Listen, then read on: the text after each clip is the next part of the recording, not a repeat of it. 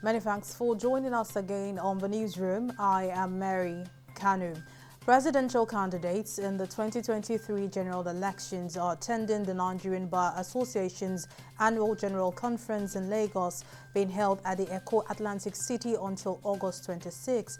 Labour Party's Peter Obi and the People's Democratic Party's Atiku Abubakar appeared in person at the conference. The NBA had earlier said to all the presidential candidates, Bola Ahmed Tinubu of the All Progressives Congress and Rabiu Kwakwanso of the New Nigeria People's Party, did not confirm the availability for the conference. However, Vice Presidential candidate of the APC, Kasim Shettima, was present at the conference.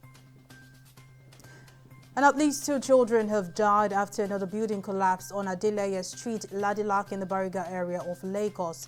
According to the Lagos State Emergency Management Agency, 3 adult males also sustained injuries and were taken to nearby hospitals. A statement signed by Lasema Chief Olufemi Oke-Osayintolu revealed the agency activated its response to the incident and discovered that the tank scaffolding of a 2-story building collapsed on a bungalow beside it and affected 2 rooms. The statement further revealed that 2 children died from the impact, while 3 adult males sustained injuries and were taken to nearby hospitals. The Academic Staff Union of Universities, ASU, has raised an alarm over the exodus of lecturers from the nation's universities for greener pastures abroad. The union attributed the development to the federal government's poor treatment of its members, which it said had forced many to venture into other sources of livelihood. The national president of the union, Emmanuel Osodeke, lamented that many lecturers had taken to farming and other economic activities, while a large number had left the country owing to the government's refusal to meet some of their demands, including the payment of 7 months' backlog of salaries accrued during the strike. And now to COVID-19 stories. Millions of children in the Philippines have returned to primary and secondary schools for their first in-person classes since the COVID-19 pandemic hit 2 years ago. In schools across the country on Monday, students in masks and uniforms lined up for temperature checks as they return to their classrooms. The Philippines is one of the last countries in the world to resume full-time in-person lessons, as the country is among the worst hit by the pandemic in Southeast Asia.